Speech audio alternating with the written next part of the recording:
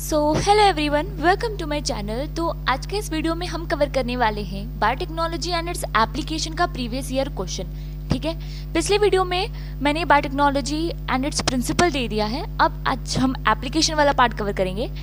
इसमें मुझे जितने PYQ मिले हैं वो मैंने ऐड कर दिया है, प्लस कुछ अपने मन से भी ऐसे क्वेश्चन बना के लाई हूँ NCERT के लाइन से। अभी सिर्फ BT कॉटन वाला जो हमारा कॉन्सेप्ट है उस पर बना के लाई हूँ। बाकी नेक्स्ट वीडियो में बाकी और जो पोर्शन है मैं उसके भी बना के लाऊंगी, क्योंकि वीडियो थोड़ा लंबा हो जाएगा, इस वजह से 2 पार्ट में वीडियो दे दूंगी। बाकी अगर आपको इसका PDF चाहिए तो मैं टेलीग्राम पे आप जाके इसका PDF ले सकते हो। तो चलो शुरू करते हैं। पहला क्वेश्चन है हमारा, the process of RNA interference has been used in the development of plant resistant to. तो हम लोग को प्लांट को किससे रेजिस्टेंट बनाना होता है, वो है नीमाटोड से। क्योंकि जो नीमाटोड है, कौन है नीमाटोड? मेलेडोगाइन इनकॉग्नेशिया। ठीक है, ये टोबैको प्लांट को एक डिजीज कॉज कर रहा है, रूट नॉट डिजीज। ठीक है, नेक्स्ट क्वेश्चन है, consumption of which one of the following food can prevent the kind of blindness associated with vitamin A deficiency. तो हमको यहाँ पे क्या कंज्यूम करना है? गोल्डन राइस, क्योंकि golden rice is enriched in vitamin A। Next question है, golden rice is a genetically modified crop plant where the incorporated gene is meant for biosynthesis of. तो गोल्डन राइस किस में enriched होता है? Vitamin A। Next question है, which part of tobacco plant is infected by meloidogyne incognita. तो अभी मैंने बताया कि कौन से पार्ट को अफेक्ट करता है, वो है रूट।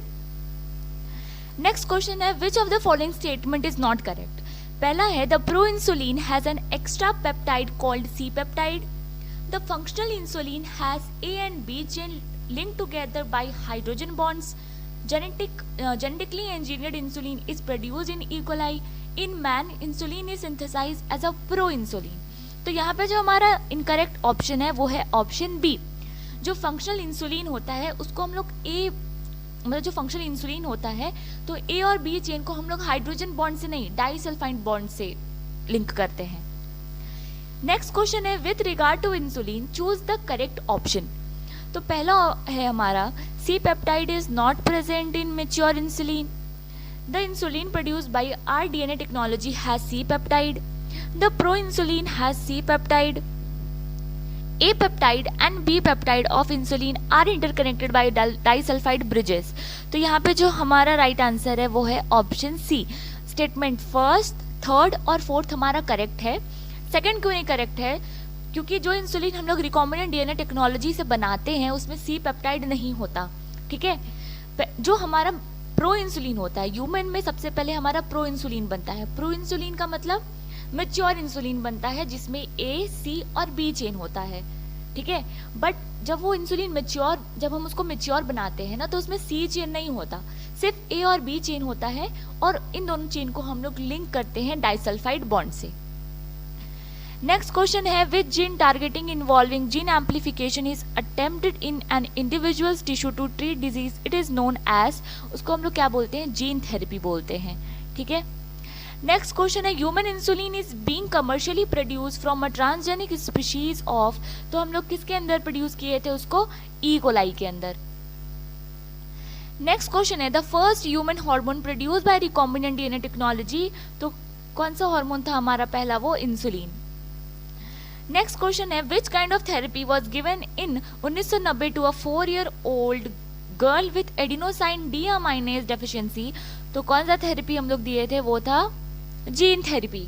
ठीक है, जीन थेरेपी में हम लोग क्या करते हैं कि जो डिफेक्टिव जीन होता है उसको रिप्लेस करते हैं by correct set of gene से। ठीक है, तो 1990 में जो फर्स्ट जीन थेरेपी थी वो एक 4 साल की लड़की को दी थी। 4 साल की लड़की को दिया गया था जो कि सफर कर रही थी स्किड से। स्किड क्या है?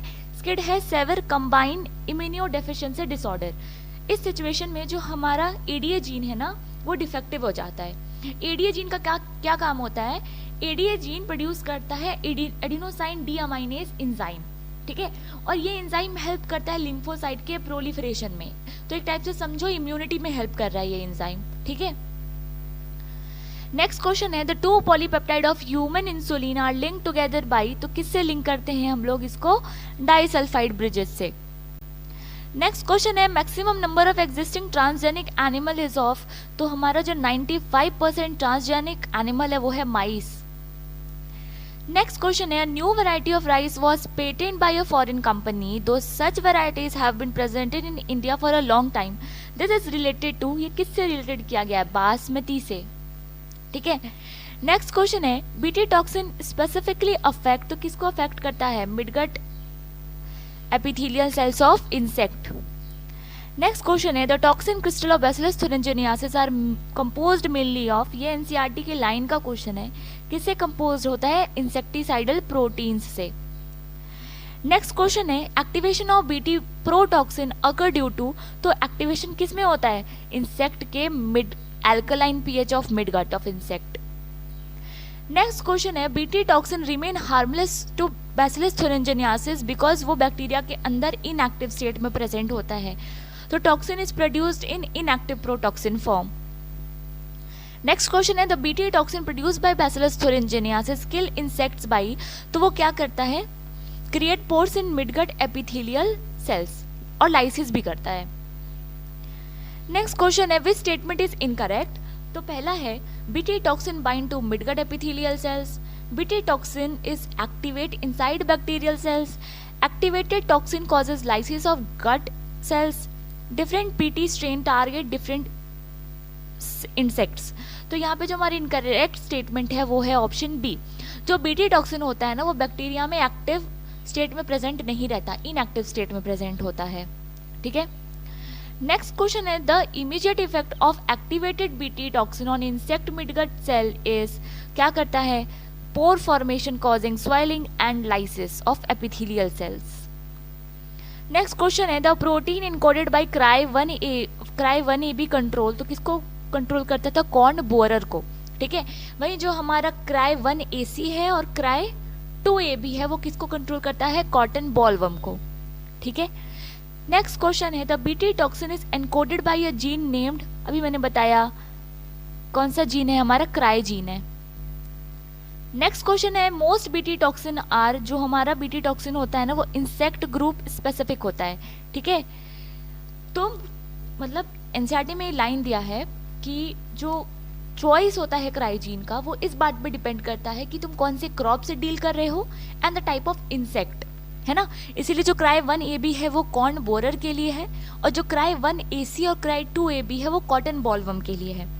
अब तुम मुझे एक आंसर बताना कमेंट में, जो हमारा ऑर्डर्स दिया एनसीईआरटी में, लेपिडोप्टेरेंस, कॉलियोप्टेरेंस और डिप्टेरेंस, इन तीनों का एग्जाम्पल्स मुझे बताओ, ठीक है, कि लेपिडोप्टेरेंस में क्या आता है, कॉलियोप्टेरेंस में और डिप्टेरेंस में क्या आता है, ठीक है।